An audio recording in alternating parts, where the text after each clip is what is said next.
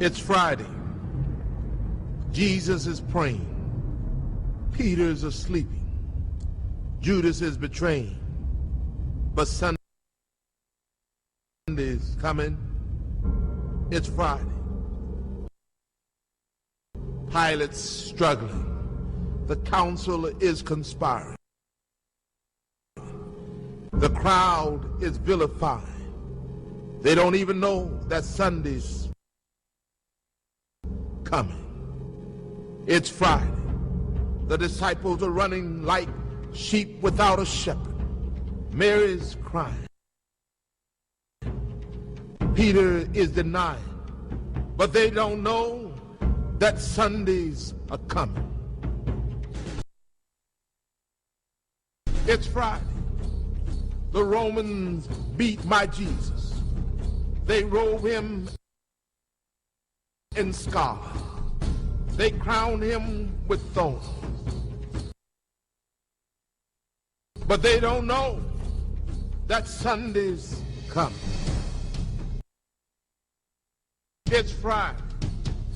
See Jesus walking to Calvary. His blood dripping. His body stumbling. And his spirit's burdened. But you see, it's only Friday. Sunday's coming. It's Friday. The world's winning. People are sinning. And evil's grinning. It's Friday. The soldiers nailed my Savior's hands to the cross. They nailed my Savior's feet to the cross. And then they raised him up next to criminals. It's Friday. But let me tell you something. Sunday's coming. It's Friday. The disciples are questioning what has happened to their king. And the Pharisees are celebrating that their scheming has been achieved. But they don't know it's only Friday. Sunday's coming. It's Friday. He's hanging on the cross, feeling forsaken by his Father, left alone and dying. Can nobody save him? Oh, it's Friday, but Sunday's coming. It's Friday. The earth trembles. The sky grows dark. My King yields his spirit. It's Friday. Hope is lost. Death has won. Sin has conquered. And Satan's just laughing. It's Friday. Jesus is buried. A soldier stands guard, and a rock is rolled into place. But it's Friday. It is only Friday. Sunday is a coming.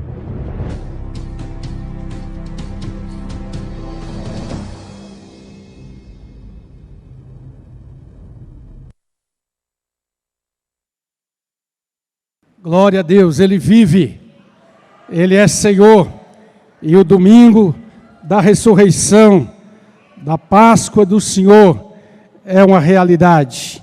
Abra a palavra, Evangelho de Mateus, capítulo 27 e 28 de Mateus nos trazem declarações preciosas, maravilhosas, da palavra do nosso Deus, para este tempo, esta hora, esta memória do domingo de ressurreição.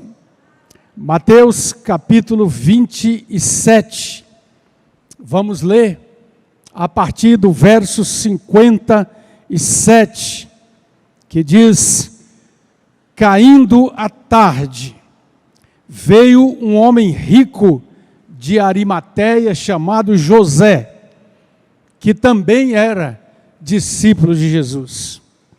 Este homem foi ter com o governador Pilatos e lhe pediu o corpo de Jesus. Então Pilatos mandou que ele fosse entregue.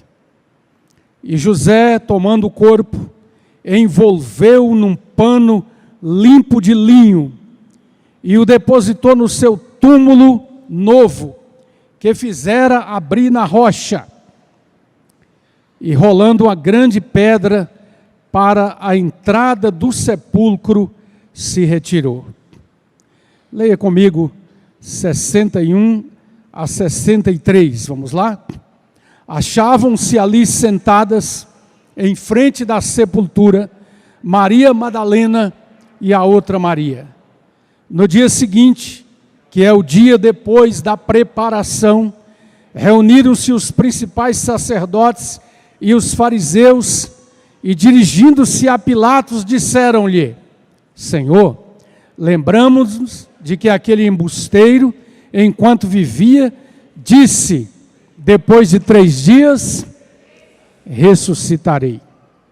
Ordena, pois, que o sepulcro seja guardado com segurança até ao 3º dia, para não suceder que, vindo os seus discípulos, roubem o corpo e depois digam ao povo: ressuscitou dos mortos.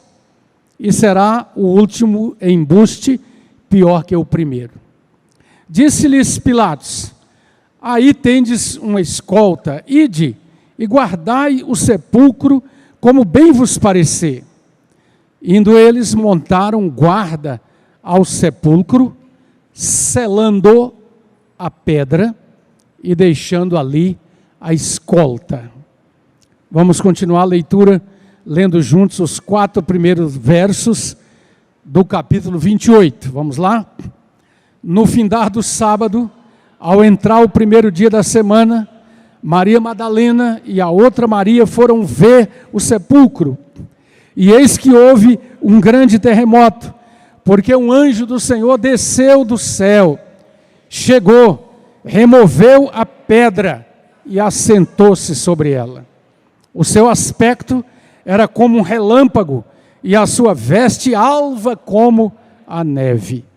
E os guardas tremeram, espavoridos, e ficaram como se estivessem mortos. Mas o anjo, dirigindo-se às mulheres, disse: não temais, porque sei que buscais Jesus que foi crucificado. Ele não está aqui, ressuscitou como tinha dito. Vinde ver onde ele jazia. Ide, pois, depressa, e dizei aos seus discípulos que ele ressuscitou dos mortos, e vai adiante de vocês para a Galileia, ali o vereis, é como eu vos digo. Vamos juntos, 8, 9 e 10. E retirando-se elas apressadamente do sepulcro, tomadas de medo e grande alegria. Tomadas de quê? Tomadas de medo e ao mesmo tempo? Tomadas de medo e de grande alegria. Olha que informação interessante, até aparentemente contraditória, né? Mas elas correram a anunciar a notícia aos discípulos. E eis que Jesus veio ao encontro delas e disse: salve! E elas, aproximando-se, abraçaram-lhe os pés e o adoraram. Então Jesus lhes disse: não temais. O que Jesus lhes disse? Não temais. Ide avisar meus irmãos que se dirijam a Galileia. Lá me verão. Palavra do Espírito Santo. Palavra do Senhor. Você pode orar pela palavra? Você pode orar pelo pregador, o mensageiro da palavra, que é tão limitado e incapaz? Você pode orar para confirmar a promessa do Senhor, que a sua igreja reunida em torno da sua palavra, dando atenção à sua palavra, nunca deixará de ser edificada. Amém? Aleluia, glória a Deus por isso. porque você não está em nenhum outro lugar nessa noite de domingo da ressurreição, mas está aqui na casa de oração, onde Deus se faz presente, onde a sua palavra é pregada para nossa edificação, nossa restauração, nossa cura, nossa total certeza das coisas que aqui estão escritas. Amém. Se você puder ficar de joelhos para essa oração, faça isso. E coloque diante de Deus a sua vida e peça a Ele essa palavra para o seu coração.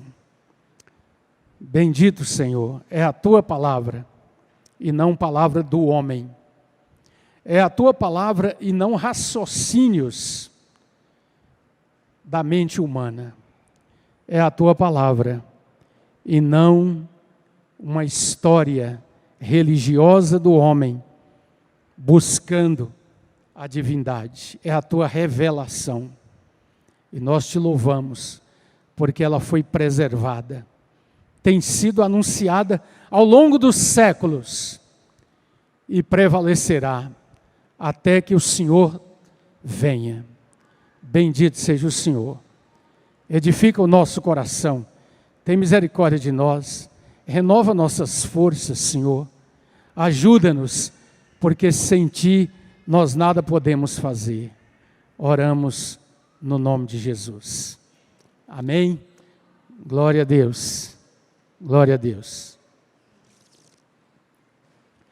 Você que está em casa e ouve e recebe essa palavra pela transmissão, ou você que vai ter o privilégio de escutá-la depois pela rede de comunicação, lembre-se de uma coisa,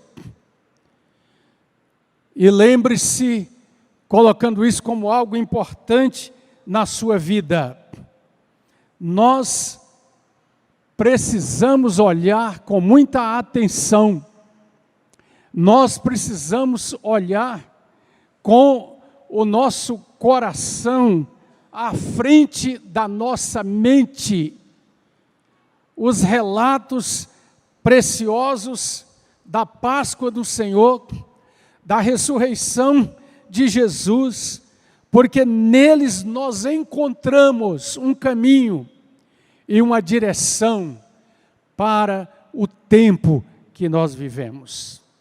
Já lemos aqui nessa noite 1 Coríntios capítulo 15, e nunca é demais lembrar no final desse texto tão precioso, o apóstolo Paulo dizer pelo Espírito Santo: graças a Deus que nos dá a vitória por intermédio do nosso Senhor Jesus Cristo.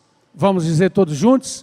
Graças a Deus que nos dá a vitória por intermédio do nosso Senhor Jesus Cristo. É preciso olhar para estes textos bíblicos da ressurreição. É preciso saber que grandes, renovados estudiosos da arqueologia bíblica, da história antiga, da história dos judeus, do contexto do Império Romano dominando a Palestina no primeiro século, todas as narrativas históricas que foram contestadas durante muito tempo, principalmente no século XVIII e XIX, hoje apontam que Jesus de Nazaré foi uma figura histórica, que ele viveu sim no primeiro século, que os relatos mostram os encontros da sua história com a história do povo judeu e com a história também dos romanos, inclusive com o impacto da fé cristã naquele império até que viesse a passagem dos séculos. O texto de Mateus, amados e amadas, nos mostra um movimento pós-crucificação. Às vezes nós ouvimos poucas mensagens ou estudamos pouco esse assunto, mas o costume romano era de que aqueles ladrões crucificados eram jogados por ali mesmo. Aquele lugar da caveira era um lugar de ossadas. Os condenados, antes de tudo, eram pobres. E não só agora, mas naquele tempo, sepultamento custava dinheiro. E havia realmente um deixar para lá das coisas, mas nós vemos a descrição aqui de que um homem rico de Arimateia vai até Pilatos, o governador.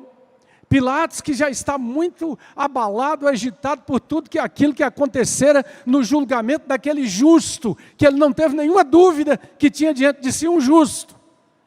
Mas por causa da esperteza política, por causa do temor dos homens, ele o entrega para ser crucificado. José de Arimateia, então, pede o corpo de Jesus. E o corpo é liberado para ele. Nós aprendemos, lendo o relato do Evangelho de João, que José de Arimateia teve uma ajuda. Diz o texto que ele era um discípulo de Jesus, talvez um seguidor de longe. Mas Nicodemos, aquele outro mestre, doutor da lei entre os fariseus, que foi ter com Jesus de noite, João capítulo 3, também vai, se junta a Nicodemos, levam especiarias que eram usadas para embalsamar o corpo, para fazer um ritual de despedida. E mais do que isso, aquele homem tinha comprado uma sepultura nova, que era cara, que custava muito dinheiro, que era uma honra especial para só as pessoas que podiam pagar por isso, depois da sua morte, e lá deposita o corpo de Jesus. Queria chamar você para rapidamente nós olharmos o comportamento dessas pessoas aqui. O que elas fazem, como elas se movem no sentido de aproximar de Jesus, de entender aquele momento que está acontecendo. Então José de Arimateia e Nicodemos querem honrar o Senhor.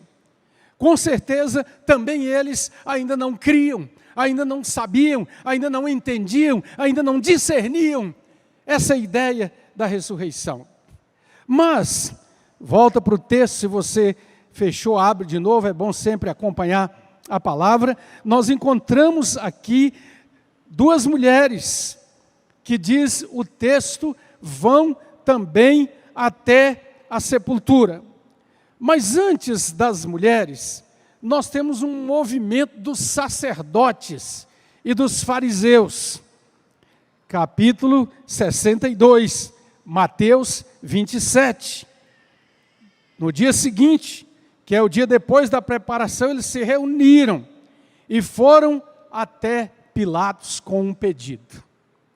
Eu imagino, há alguns comentaristas que falam sobre isso, porque são aquelas coisas que estão no texto bíblico e que tem muita história para nos contar. Mas vejam que tem duas pessoas importantes que Pilatos conhece muito bem, porque estão numa escala elevada no estrato social ali da Palestina, e pedem o corpo de Jesus. Depois Pilatos recebe a visita dos fariseus, dos principais ali sacerdotes que haviam conspirado para com a morte de Jesus, e eles vão fazer para ele um pedido. O que eles vão pedir? Uma guarda para colocar no sepulcro.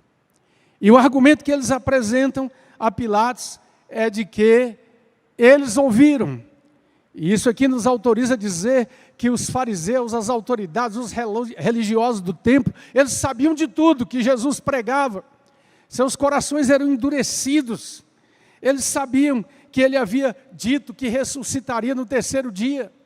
Então eles foram com Pilatos que querem uma guarda para montar vigília constante, 24 horas no sepulcro, principalmente, e pelo menos até que passasse o terceiro dia, porque dessa maneira não haveria mais preocupação depois que passassem aqueles dias.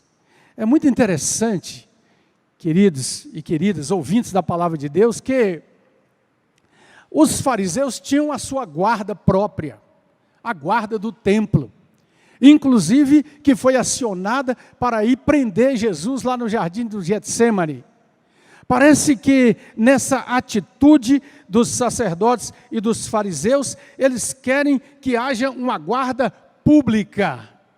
Alguém que venha debaixo das ordens do Império Romano, quem sabe para deixar muito claro que não somente a guarda religiosa do templo estava ali, mas havia gente oficializada, mandada por autoridade do governador, e então eles poderiam atestar depois, não houve nada, o corpo está lá, não aconteceu ressurreição. Eles queriam, de fato, negar toda a possibilidade.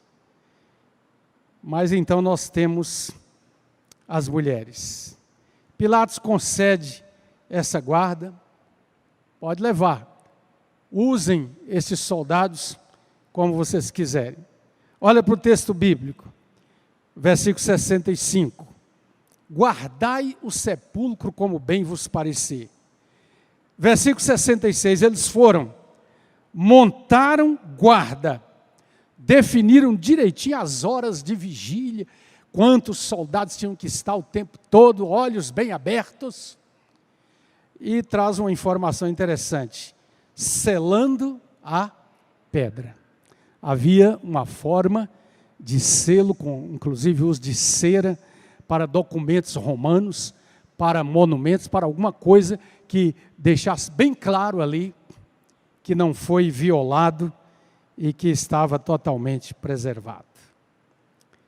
Na véspera, então, no dia da morte, José de Arimateia e Nicodemos pedem o corpo de Jesus e os colocam na sepultura. No dia seguinte, sacerdotes, escribas, fariseus, pedem uma guarda, vão até lá, selam a pedra no túmulo de Jesus. Mas no terceiro dia, nós temos um movimento das mulheres. Capítulo 28 de Mateus. Ao findar do sábado, amanhecendo o domingo, o sol nascendo para o dia primeiro da semana, Maria Madalena e a outra Maria foram ver o sepulcro. E então o evangelista Mateus nos diz aqui de um grande terremoto que havia acontecido. E que um anjo de Deus estava presente ali. Um anjo de resplendor e glória. Diz-nos o texto que esse anjo desceu até aquele lugar, e a sua presença, o brilho, o gozo, a alegria, o resplendor da sua presença foi tão grande que os guardas fugiram espavoridos,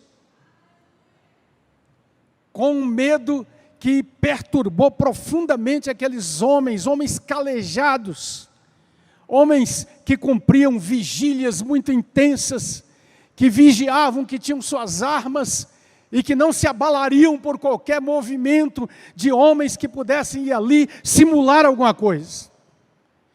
Quando você lê a história cuidadosamente com seus detalhes, você vai ver que alguns dos guardas fugiram, quem sabe foram para suas casas, muito atônitos, muito perturbados, porque eles sabiam que eles estavam fugindo de uma responsabilidade que poderia custar a eles a própria vida. Mas diz o texto que alguns se lembraram de ir até os sacerdotes, porque eles percebiam e sabiam daquele movimento dos sacerdotes, no sentido de negar de toda forma a ressurreição de Jesus. Irmãos e irmãs, nós temos aqui uma declaração muito clara do abismo que habitava o coração corrompido da religiosidade em Israel, dos seus líderes principais, escribas e sacerdotes. Eles usaram traição para prender Jesus. Eles usaram a calúnia para acusá-lo e condená-lo. E agora eles usam o suborno para repetir a mentira, para criar uma mentira de que ele não ressuscitou. Diz o texto que eles disseram para os guardas, versículo 11, indo as mulheres, alguns da guarda foram à cidade e contaram aos principais sacerdotes tudo o que sucedera. Reunindo-se eles em conselho com os anciãos, deram grande soma de dinheiro aos soldados, recomendando-lhes que dissessem: vieram de noite os discípulos dele e o roubaram enquanto nós dormíamos. E caso isso chegue ao conhecimento do governador, nós vamos agir em favor de vocês e persuadir o governador. Vejam que a digital do poder corrompedor do dinheiro está aqui. E sempre esteve na história do coração corrompido do ser humano. Gente que conhecia a palavra, gente que conhecia os textos das Escrituras que falavam sobre o Messias, eles tiveram várias oportunidades. Eu olho para esse texto e fico pensando, nesse momento que os guardas vêm apavorados, e eu creio que bastaria olhar para o rosto daqueles homens, que veria que eles viveram algo totalmente fora do comum, quando eles falaram do anjo, quando eles falaram do terremoto, quando eles falaram do brilho que aconteceu ali, e eles não abrem espaço no seu coração para crer, e para começar a perguntar um ao outro: será que de fato ele não ressuscitou? Mas cria uma mentira. Um comentarista bíblico diz que é tão interessante porque essa historinha que eles criaram para os guardas, ela é totalmente sem fundamento, né? Porque se eles vão confessar que estavam dormindo, como é que eles sabem que foram os discípulos que roubaram o corpo? E se eles estavam vigilantes, como é que o corpo pode ser roubado? Se eles estavam ali justamente com este propósito. Mas as mulheres estão junto à cruz.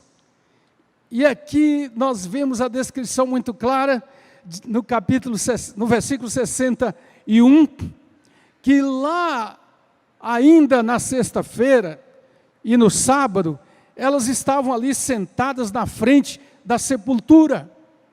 Elas estavam determinadas. Elas decidiram entre si que elas não abandonariam aquele lugar. E então é interessante e maravilhoso a gente olhar isso aqui.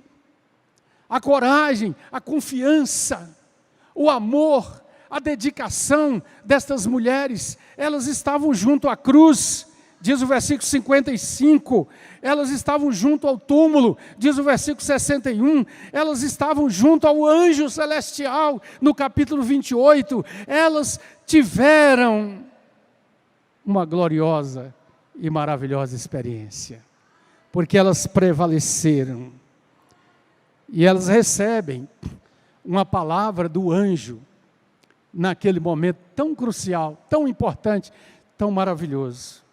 A palavra podemos colocar aqui 3 imperativos, 3 declarações claras para elas e que são para nós como crentes de todas as épocas. A primeira é: creiam na ressurreição. Vamos falar juntos? Creiam na ressurreição. Mais uma vez. Creiam nisso. Versículo 6 do capítulo 28. Ele não está aqui. Ele não está aqui. Os outros evangelistas trazem a narrativa que complementa essa bênção. Porque buscais entre os mortos aquele que vive. Ele não está aqui, ele ressuscitou, ele é aquele que cumpre todas as promessas. O segundo imperativo: anunciem, proclamem a ressurreição. Vamos juntos? Proclamem a ressurreição. Ide, versículo 7, depressa, dizei aos seus discípulos que é verdade, que se cumpriu a sua palavra, que ele está vivo. E o terceiro imperativo é: celebram celebrem e vivam a alegria. Diga, celebrem e vivam a alegria. Versículo 7 do capítulo 28, diz o texto: e depois depressa dizer aos seus discípulos que ele ressuscitou dos mortos, ele vai adiante de vocês para a Galileia, ali o vereis. É o que eu vos digo. Por isso o apóstolo Paulo declara: graças a Deus que nos dá a vitória por meio do nosso Senhor Jesus Cristo. Enquanto nós temos os fariseus e os sacerdotes cheios de medo no coração, por causa da mentira, por causa da total incapacidade nos seus corações, pela dureza dos seus corações de crer, nós encontramos essas mulheres saltando, pulando de alegria, proclamando uma verdade gloriosa que chega aos seus corações. Somente um ser humano devia nos salvar como nosso representante, mas somente Deus pode. Jesus é ambos, totalmente Deus e totalmente homem. E esta é a mensagem que repercute na proclamação da sua maravilhosa e preciosa ressurreição. Então, amados e amadas, ao celebrar essa verdade, ao cantar tão alegremente e tão apropriadamente como nós cantamos aqui nessa noite de Páscoa, nós devemos nos lembrar, olhando para estas mulheres, que são como que testemunhas de fé lá do passado, apontando para nós no tempo de hoje, algumas coisas que nós precisamos crer e saber e ter em altíssima confiança o que os cristãos creem sobre Jesus como Deus, que veio a este mundo, que morreu na cruz, que cumpriu tudo aquilo que os escritores do Antigo Testamento disseram sobre ele, que realizou a obra completa na cruz, que disse tetelestai, está consumado. Estudamos hoje de manhã esse texto precioso, que disse: Pai, em tuas mãos entrego o meu espírito. Nós precisamos relembrar, e eu quero concluir relembrando para nós nessa noite essa verdade. Primeiro, Jesus não se tornou Deus. Em vez disso, Deus o Filho, a segunda pessoa da Trindade divina, assumiu a nossa humanidade, sem perder a sua divindade. Deus se tornou um de nós, para nos resgatar do pecado e da morte. Mas, quando Jesus estava mais ou menos no meio do seu ministério, ele fez uma pergunta, e ela está registrada em Marcos capítulo 8.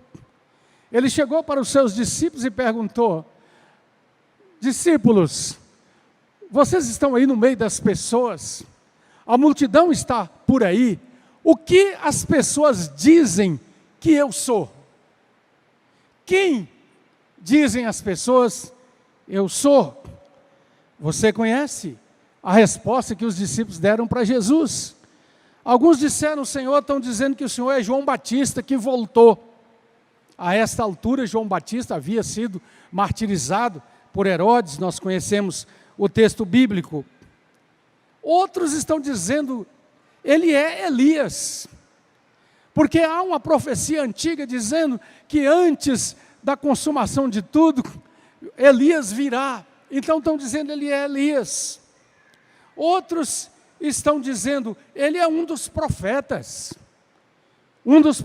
que se levantou dos mortos e também está presente aqui para trazer uma mensagem. Mas aí Jesus ouviu os discípulos falarem isso, trazendo para ele uma resposta, e Jesus então olha para cada um deles, olho no olho, e pergunta: mas vocês, quem dizeis que eu sou? Quem eu sou para você, João? Quem eu sou para você, Tiago? Quem eu sou para você, Felipe? Quem eu sou para vocês? Quem é que toma a frente para responder? Pedro. E Pedro diz: tu és o Cristo, tu és o Filho do Deus vivo. Eu quero dizer para você, meu irmão, minha irmã, eu quero dizer para você que ouve a palavra de Deus através dessa mensagem, que esta é a grande pergunta. Essa é a pergunta mais importante no contexto de lembrarmos a memória da morte de Jesus, do seu ministério, do seu ensino, da sua cruz e da sua ressurreição, porque agora aqueles que têm a resposta podem chegar a saber não somente quem Jesus é, mas também o que significa, o que ele diz e o que ele ensina a respeito de si mesmo. E a pergunta é: qual é a minha resposta? Qual é a sua resposta? Quem é Jesus para você? E nós temos que responder. E não há uma possibilidade de ficar em cima do muro. E na verdade, todos nós precisamos lembrar justamente daquela dúvida que Pilatos teve, quando perguntou: o que farei então de Jesus chamado Cristo? O que é que vamos fazer dele? Vamos considerá-lo como um grande profeta? Vamos olhá-lo como o fundador de uma religião de paz e amor? Vamos descrevê-lo como um Marte? Ou vamos ridicularizá-lo, como tem sido feito pelo cinema, pelos produtores de Hollywood, em tantas histórias e filmes em que Jesus é comparado a um homem como outro qualquer, até mesmo com paixões humanas? Nós poderemos responder como responderam os fariseus: ele blasfema. Poderemos responder como Pilatos, lavando as suas mãos, dando de ombros, apenas respondeu com uma pergunta: e o que é a verdade? Nós podemos responder com admiração, quebrantamento no coração, como Tomé, dizendo: Senhor meu e Deus meu. Quem é Jesus para nós? Nós não apenas reconhecemos que Ele é o Salvador, nós não apenas somos chamados para adorar a Jesus, mas a segui-lo. E aqueles que o seguem têm o nome discípulos e discípulas. Aqueles que seguem o Cordeiro de Deus, que também se colocam como cordeiros do rebanho de Jesus Cristo. Nós, queiramos ou não, somos arrastados para dentro da história de Deus, em Cristo Jesus. No dizer precioso do apóstolo Paulo, Deus estava em Cristo reconciliando consigo os homens e, portanto, chama todos para que aceitam e recebam a grande reconciliação. Quem é Jesus para você? Qual é o significado dele na sua vida? Neste tempo de tanta perplexidade, de tanta escuridão, de tanta manifestação de maldade contra crianças, contra escolas, contra os pequeninos, neste tempo de cidades cada vez mais dominadas pelo medo, pelo império das drogas, nesse tempo de gente que se arrasta procurando de alguma maneira algo que autentique a vida, que dê razão para viver, nesse tempo em que se celebram tantas coisas através do dinheiro e do poder, mas onde mais do que nunca o vazio se instala no coração do homem. Nesse tempo de gente tão jovem ainda, já cansada da vida, já buscando a morte. Nesse tempo, ouvi uma estatística dias atrás de um crescimento absurdo do nível de suicídio.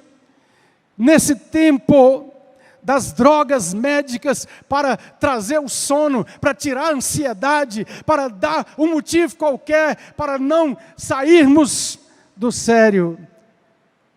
A essência de tudo está na resposta. Quem é Jesus para você?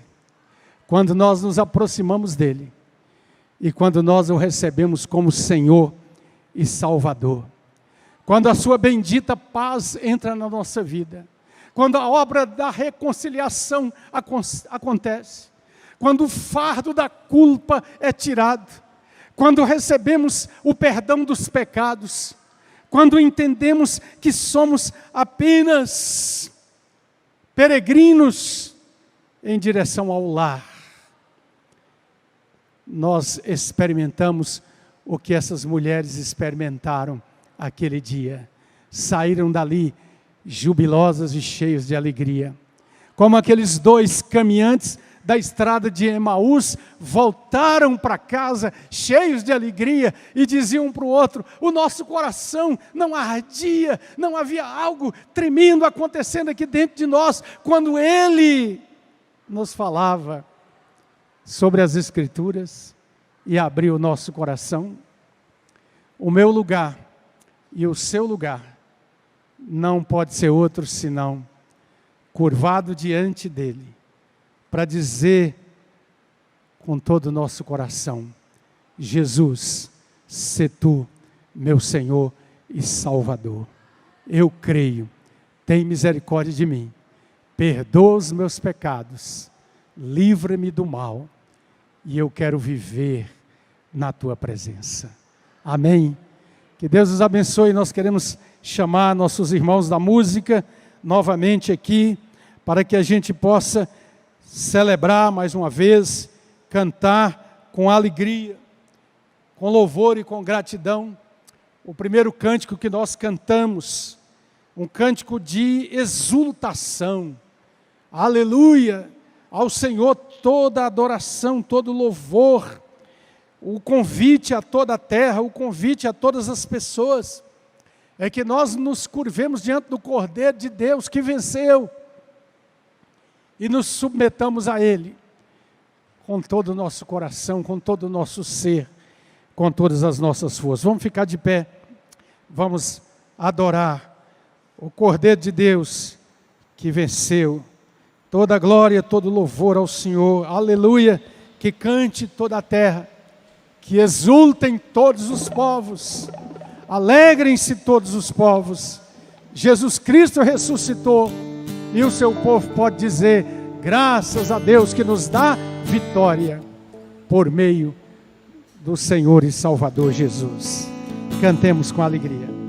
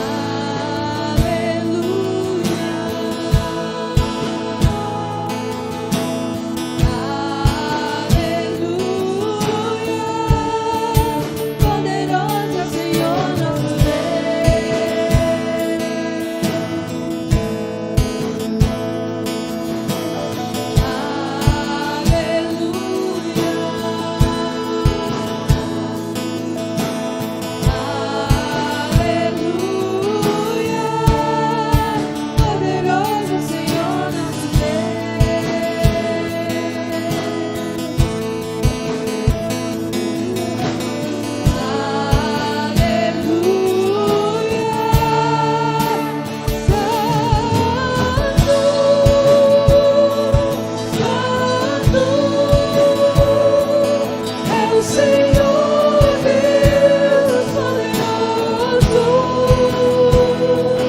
digno de louvor, digno de louvor. Tu és santo, santo, é o Senhor Deus poderoso, digno de louvor, digno de louvor.